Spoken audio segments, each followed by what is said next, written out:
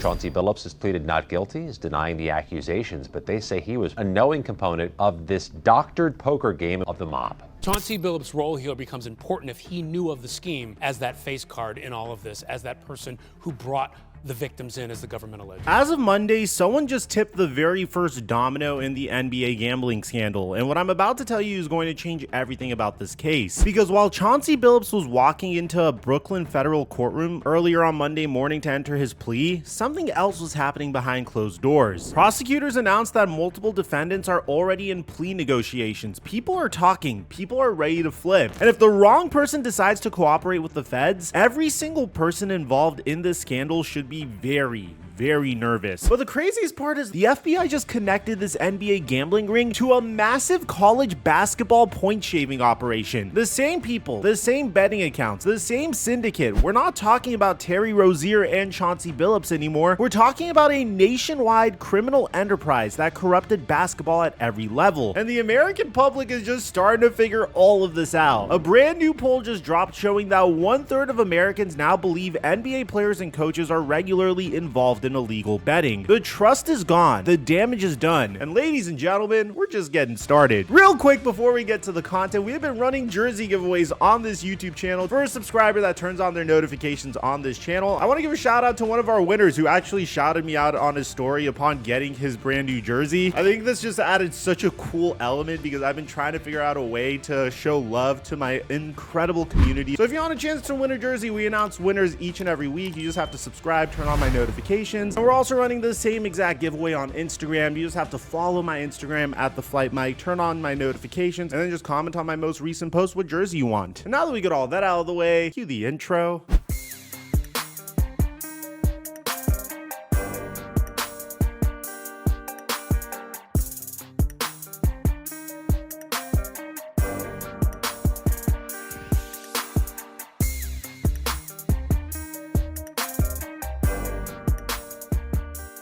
Mic check 1 2 1 2. What's going on, everybody? Chauncey Billups, a Hall of Famer, a 5-time All-Star, the 2004 NBA Finals MVP, the current head coach of the Portland Trail Blazers, walked into the United States District Court for the Eastern District of New York on Monday morning alongside 30 other defendants. 30. That's not just a courtroom appearance, that's a roll call for a crime family. And speaking of crime families, that's literally what this is. The courtroom was packed with alleged members of the Bonanno, Gambino, Genovese, and Lucchese families. We're talking about the actual mafia sitting in the same room as an NBA Hall of Famer. When the judge asked for Chauncey's plea, his attorney stood up and said 2 words: not guilty. Billups was released on a $5 million bond secured by his home in Colorado. His wife Piper and his daughter Sydney were there in the courtroom to sign the bond documents. Think about that for a second. His daughter had to watch her father, a NBA legend, stand in federal court accused of helping the mafia cheat people out of millions of dollars. The judge set some very strict conditions. Billups had to surrender his passport. He's restricted to traveling only within the continental United States. He has to report any financial transactions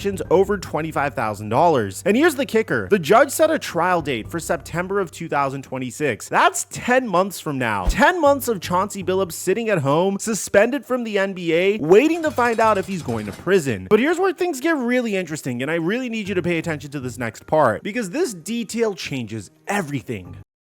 During the hearing, prosecutors made an announcement that sent shockwaves through the entire case. They told Judge Ramon Reyes that with respect to at least some defendants, plea negotiations have begun. Now, prosecutors didn't say which defendants are negotiating. They didn't give names, but court documents filed just 3 days ago reveal that Marv's Fairley, the guy that ran the entire betting syndicate, is engaged in plea negotiations that are expected to result in a disposition of this case without trial. So let me translate that for you. Marv's Fairley is about to make a deal, and in that deal he's going to testify and pretty much spill the beans on the entire case. He's not just going to plead guilty and go to prison. He's going to cooperate, testify, and tell the feds everything he knows about everyone involved. And guys, Marv's Fairley knows everything. This is the guy who ran Vizino Locks, the tout service that was placing $100,000 bets based on insider information. This is the guy who allegedly paid Damon Jones for tips about LeBron James. This is the guy who received information about Terry Rozier Rozier leaving games early. If Fairley decides to cooperate fully with federal prosecutors, every single person who ever gave him information, took his money, or helped him place bets is in serious trouble. Now here's something interesting. Fairley's attorney told NBC News that discussions were not underway and declined to comment further, but the court documents say otherwise, so either his lawyer is trying to downplay things publicly, or there's some legal maneuvering happening behind the scenes. Meanwhile, Terry Rozier's attorney Jim Trusty is taking the opposite approach. He released a statement saying that during Rozier's December 8th arraignment, they plan on submitting a plea of not guilty and that they have no reason to engage in plea discussions. So we've got Marv's Fairley ready to flip, and Rozier saying he's going to fight this all the way. That's a collision course right there, because if Fairley cooperates and provides testimony against Rozier, this case goes from he said, she said to your co-conspirator is literally testifying against you in court. And it gets even messier when you look at what's happening with Damon Jones. Remember Damon Jones, LeBron James's former teammate, the guy who was allegedly selling insider information about LeBron's injuries to gamblers for $25,000 a pop? Well, here's something that came out in court that absolutely blew my mind. Damon Jones couldn't afford to hire his own attorney. Think about that for a second. This is a guy who played 11 years in the NBA. He made millions of dollars over his career. And when he got arrested on federal charges, he couldn't come up with the money for a lawyer. The court had to assign him a public defender. And it gets worse. Jones was released on a $200,000 bond, but he didn't post it himself. His parents had to put up their home in Texas as collateral. His parents had to do that. A grown man who played professional basketball for over a decade had to have his mom and dad bail him out of federal custody. That tells you everything you need to know about how Jones ended up in this situation in the first place. He was broke, and when the opportunity came to make some quick cash by selling information about his famous friends, he took it. During his hearing, Assistant U.S. Attorney Clay Plummer requested that the judge order Jones not to gamble, including online games. And here's the exact quote from the prosecutor: "He has a very serious gambling problem." So now we're starting to understand the full picture. Jones wasn't just corrupt, he was an addict. He had a gambling problem so severe that a federal prosecutor felt the need to mention it in open court. And remember in our last video when we talked about Terry Rozier's $8 million tax debt? It's the same pattern. These aren't guys who got greedy while they were rich. These are guys who got desperate because they were drowning in debt. But here's where the Damon Jones story gets really interesting. Remember when he allegedly sold information that Anthony Davis would sit out a game against the Thunder? Fairley paid Jones $25,000 for that tip and then placed a $100,000 bet against the Lakers. There was just one problem though. Anthony Davis didn't sit out. He played. And not only did he play, he dropped 27 points and led the Lakers to a victory. Fairley lost everything, $100,000 gone. And according to court documents after the game, Fairley demanded that Jones pay him back. We don't know if Jones ever paid that money back, but imagine being in that situation. You sell insider information to a gambling syndicate. The information turns out to be wrong, and now you owe these people $100,000. What do? You keep selling information. You keep digging yourself deeper into the hole until eventually the FBI shows up at your door. Jones has pleaded not guilty to all charges, but if Fairley flips and testifies about every transaction, every text message, every payment, then Damon Jones is in some serious trouble. Now, this is where the story gets even deeper, because while everyone's been focused on the NBA, the FBI quietly revealed that this gambling syndicate wasn't just corrupting professional basketball, they were corrupting college basketball too. The same people, the same betting accounts, the same operation. When the FBI made their arrests on October 23rd, they specifically said the investigation did not involve college basketball. That turned out to be completely false. Within weeks, we learned that Shane Hennon and Marv's Fairley, both indicted in the NBA case, are allegedly behind a massive point-shaving scandal in college basketball. The same accounts that bet on Jonte Porter's unders, the same accounts that bet on Terry Rozier leaving games early, those accounts also placed suspicious bets on college games at Eastern Michigan, Temple, New Orleans, North Carolina A&T, Mississippi Valley State, and Stony Brook. This wasn't two separate operations, this was one criminal enterprise targeting basketball at every level where they could find vulnerable people willing to sell information or fix games. And the NCAA just dropped a bombshell. 6 college basketball players from 3 different schools have been permanently banned for game fixing. And what happened at the University of New Orleans itself is absolutely insane, and it deserves its own video, but I'm gonna go into it briefly here for you guys. According to the NCAA investigation, a student athlete reported overhearing 3 players, Sidquavius Hunter, Daquavian Short, and Jamon Vincent, Desquarius Green Jr., Ty Royal, Smoochie Wallace. Discussing a third party placing a bet for them on their December 28th game. But here's the part that kills me. During a timeout near the end of the game, Short allegedly told another player not to score any more points. And on the day of one of the fixed games, the three players were overheard discussing going shopping at Saks Fifth Avenue after they received their $5,000. The same pattern showed up at Mississippi Valley State. During an interview with the NCAA enforcement staff, a player said that before a December 21st game, he overheard teammate Donovan Sanders on the phone with an unknown third party talking about throwing the game. Sanders allegedly asked this player to participate in the scheme because the third party wanted confirmation that multiple players would be involved. This is organized, this is systematic, and it's happening to schools across the country. The NCAA has now confirmed they're investigating approximately 30 current and former men's basketball players. 30, and federal prosecutors from the Eastern District of Pennsylvania are conducting their own investigation, with FBI agents actively interviewing college athletes. Multiple sources told ESPN that they believe indictments are forthcoming. So think about what we're looking at here. At the professional level, you've got Terry Rozier, Chauncey Billups, Damon Jones, and who knows how many other unnamed co-conspirators. At the college level, you got at least 30 players under investigation at schools including Arizona State, Temple, Eastern Michigan, New Orleans, Mississippi Valley State, and more. And at the center of it all, you have the same gambling syndicate, the same people placing bets, the same criminal enterprises corrupting basketball from top to bottom.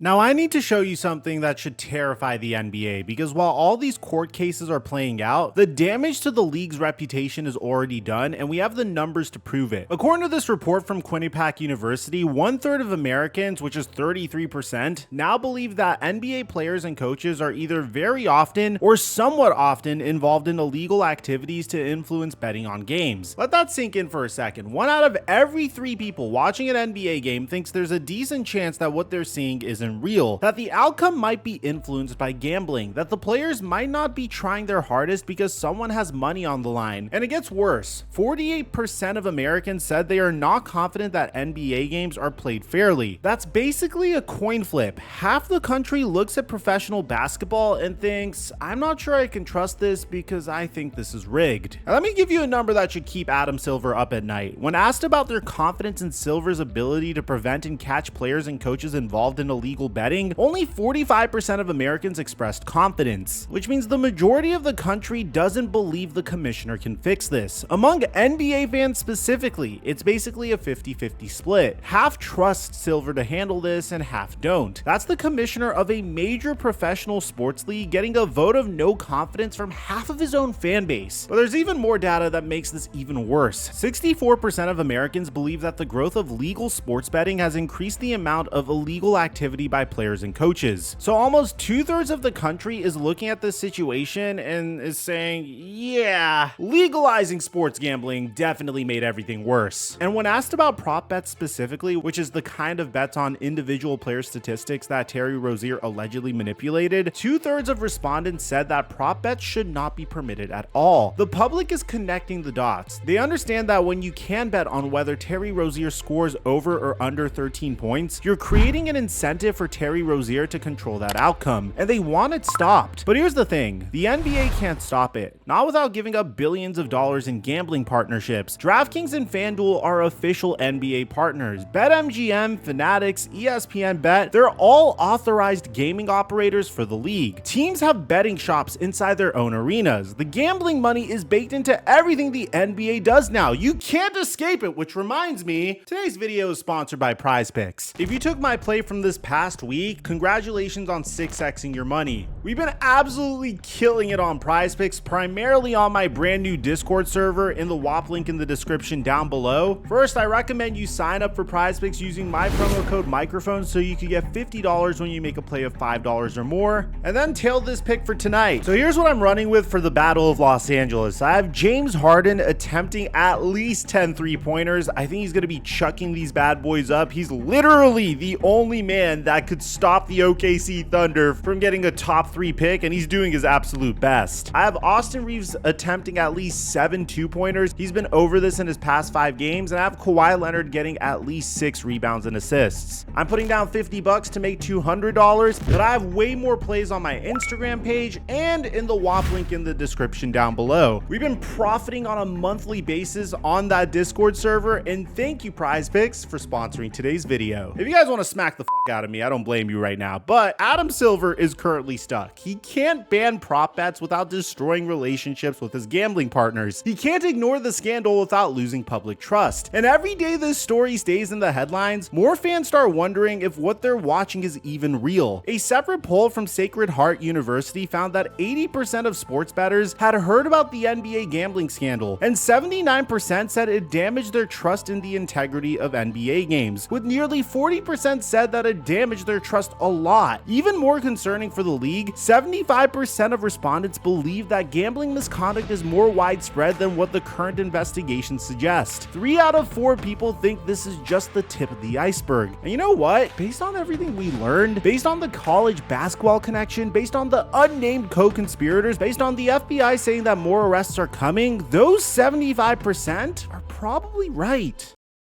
So with the public trust collapsing, what is Adam Silver doing about it? Well, that's a pretty good question. And this is the part that blows my mind the most, because I was really waiting for this moment, but when Congress called Adam Silver, he didn't show up. And I'm serious. Earlier this month, the House Committee on Energy and Commerce and the Senate Commerce Committee both demanded answers from the NBA. They sent letters to Silver requesting briefings, documentation of every gambling investigation since 2020, communications with sportsbooks about suspicious betting activity, and a full explanation on why Terry Rozier was cleared by the NBA's internal investigation despite the FBI arresting him on federal charges. I mean, guys, you don't have to be a genius to tell that the commissioner of the NBA is scared. I mean, do you remember when Amazon Prime interviewed him in the middle of the game? Look at his response. So what happened was, because bets were placed through legal betting companies, they picked up aberrational behavior around a particular game. We then looked into that situation. We frankly couldn't find anything. Senator Ted Cruz and Senator Maria Cantwell, the chair and ranking member of the Senate Commerce Committee, didn't mince words. Their letter stated that this is a matter of congressional concern. The integrity of NBA games must be trustworthy and free from the influence of organized crime or gambling-related activity. Sports betting scandals like this one may lead the American public to assume that all sports are corrupt. They gave Silver a deadline of November 10th to provide written responses and all requested documents. So what happened on November 10th? We don't know yet. The NBA hasn't publicly released their response, but we do know what happened when the House Committee requested a briefing. Adam Silver didn't show up. Neither did Deputy Commissioner Mark Tatum. Instead, the NBA sent staffers for a closed-door, hour-long session. That's it. No commissioner, no public testimony, just some league employees having a private conversation with congressional staffers. Mark Stein reported that Silver's absence was noted, and sources said if Congress isn't satisfied with the NBA's responses, Silver could be compelled to testify once the government gets its affairs in order. Now, the NBA's defense for why they couldn't catch Terry Rozier is very interesting. They basically said they don't have subpoena power. Unlike the FBI, they can't force people to turn over phone records or financial documents. They have to rely on voluntary cooperation. And look, that's technically true. But here's my problem with that excuse. When sportsbooks flagged suspicious betting activity on Terry Rozier in March of 2023, the NBA investigated. They talked to Rozier. By Silver's own admission, Rozier cooperated. He gave them his phone, he sat for interviews, and the NBA cleared him. And Silver even said this on Amazon Prime. Terry at the time cooperated. He gave the league office his phone. He sat down for an interview, and we ultimately concluded that there was insufficient evidence despite that aberrational behavior to move forward. But the FBI, looking at the same situation, found enough evidence for federal wire fraud and money laundering charges. So either the NBA's investigators are incompetent, or they chose not to dig deep enough, or they were looking for a reason to clear Rozier rather than a reason to punish him. Congress wants to know which one it was, and honestly,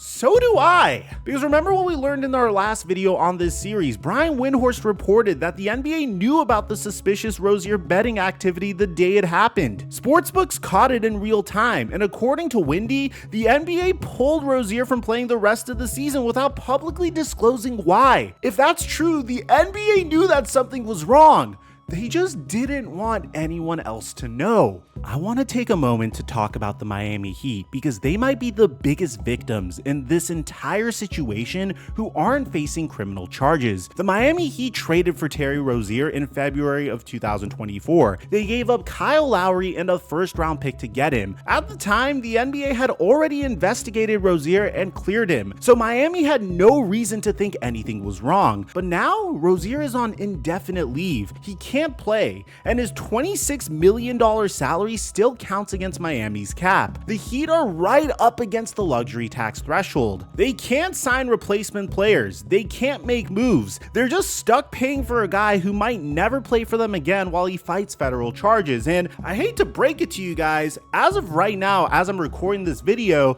the Miami Heat are the 4th seed in a very weak Eastern Conference. This is a team that could legitimately make noise in the Eastern Conference, and they're pretty much doing it with one hand tied behind their back. $26 million is a significant sum of money. That's a legitimate role player that this team could get. And here's the really messed up part. The NBA knew Rozier was under federal investigation and didn't tell the Heat before the trade. Miami made a major roster decision based on incomplete information because the league chose not to share what they knew. If Rozier ends up banned for life like Jonte Porter, the Heat could have a legitimate legal case against the NBA. They traded real assets for a player the NBA knew was under FBI investigation. That's not just unfair, that might be actionable. Meanwhile, the NBPA is fighting the league's decision to withhold Rozier's salary while he's on leave. They filed a grievance arguing that placing him on unpaid leave violates the collective bargaining agreement and the presumption of innocence. The union's argument is simple. Under the CBA, if a player is placed on administrative leave, they're supposed to continue receiving their salary. That's what the agreement says. But Silver froze Rozier's money immediately after the indictment, which the NBPA says bypasses the due process built into the system. This is going to arbitration, and whatever the arbitrator decides will set a major precedent for how the NBA handles future gambling cases. If the union wins, players will continue getting paid even while facing federal charges. If the league wins, Silver's authority in gambling-related cases becomes nearly absolute. Either way, Rozier's $26 million is sitting in escrow, the Heat are in limbo, and nobody knows how this is gonna end.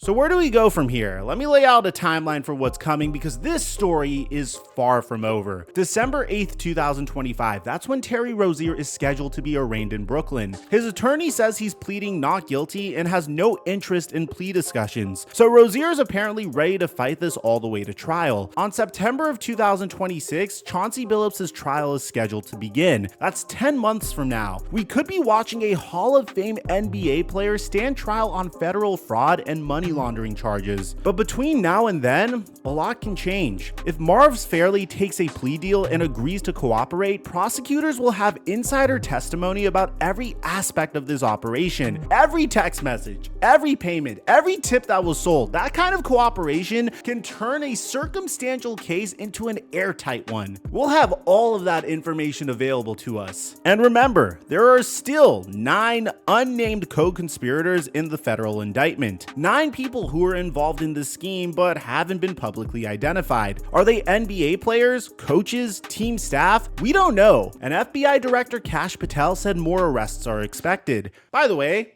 Congress isn't done either. If lawmakers aren't satisfied with the NBA's written responses, Adam Silver could be called to testify publicly. Imagine the commissioner of the NBA sitting in front of cameras, under oath, being asked why he cleared Terry Rozier and allowed him to be traded while the FBI was building a case. That's the kind of moment that can change everything. Let me bring all this together because I think we're at a turning point in this story. 1 month ago, when this scandal first broke, we were shocked. An NBA Hall of Famer arrested for running rigged poker games with the mob, a current player arrested for faking injuries to help gamblers, a former player selling LeBron James's medical information for $2,500. It felt surreal. It felt like something out of a movie. But now we're seeing the machinery of justice start to move. Plea negotiations are happening. Defendants are calculating whether to fight or flip. The same gambling syndicate that corrupted the NBA has been connected to point shaving in college basketball. Public trust in the league is collapsing. Congress is demanding answers, and somewhere in some prosecutor's office, someone is building cases against people whose names we don't even know yet. The dominoes are just starting to fall. Chauncey Billups says he's not guilty. Terry Rozier says he's not guilty. Damon Jones says he's not guilty, but Marv's Fairley is in plea negotiations. And if he decides to tell prosecutors everything he knows, if he provides testimony about who gave him information and who took his money,